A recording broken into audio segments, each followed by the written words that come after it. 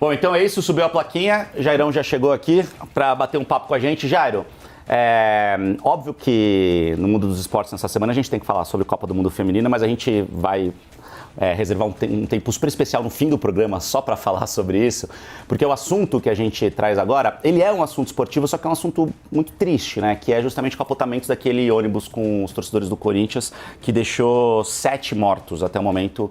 A gente espera que, obviamente, a gente não tenha mais nenhum caso de torcedor morto, mas 7 pessoas acabaram morrendo, torcedores estavam lá dentro. A gente tem as investigações rolando nesse momento, né, Jairo? Exatamente. A Polícia Civil do Estado de Minas Gerais abriu inquérito para uma investigação.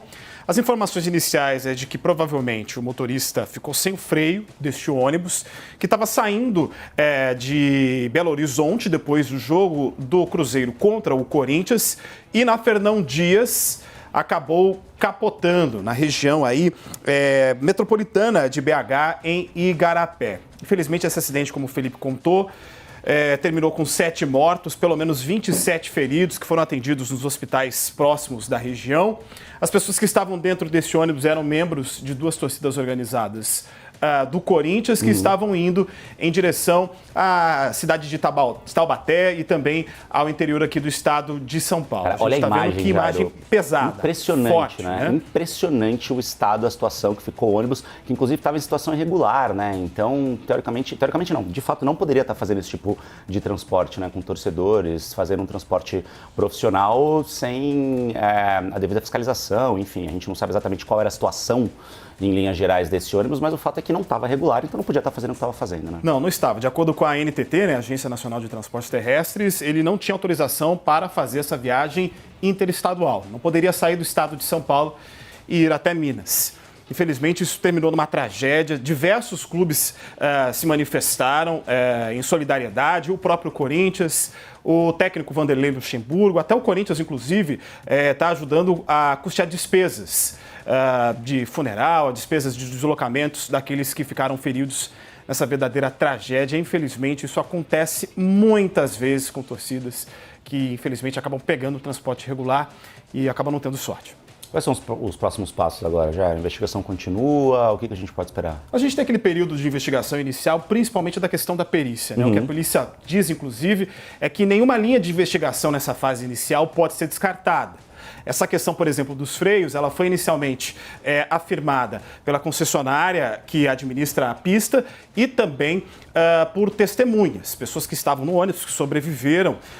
Disseram que o motorista reclamou ali que não tinha freios. Mas tudo isso, claro, vai depender de uma investigação da polícia, que dali para frente, tendo a perícia na mão, tendo os dados na mão, pode tomar uma decisão do que fazer. E, claro, a questão também está com as pessoas que sobreviveram, que estão nos hospitais da região, em tratamento, que podem ser atendidas também, até no estado de São Paulo, a depender da situação da maioria delas. Afinal de contas, 27 ficaram feridas.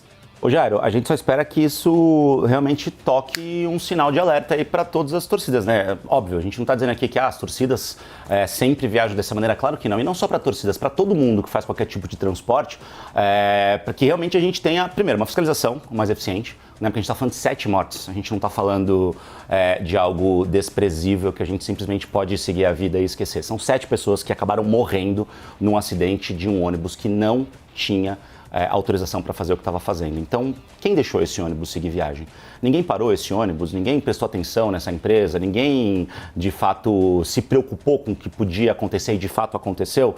Então, de novo, não só para torcidas organizadas, mas para todo mundo que freta esses ônibus, que faz esse tipo de transporte, ficar um pouco mais esperto e saber, de fato, de quem você está fazendo esse tipo de serviço, de quem você está contratando esse serviço, né, Jairo? Exatamente. Infelizmente, às vezes o serviço que é oferecido mais barato pode acabar saindo mais caro e a gente acaba fazendo esse alerta, mas é sempre ruim, né, ter que pesar isso, porque acaba sendo tarde, infelizmente, depois de uma tragédia de 7 mortos.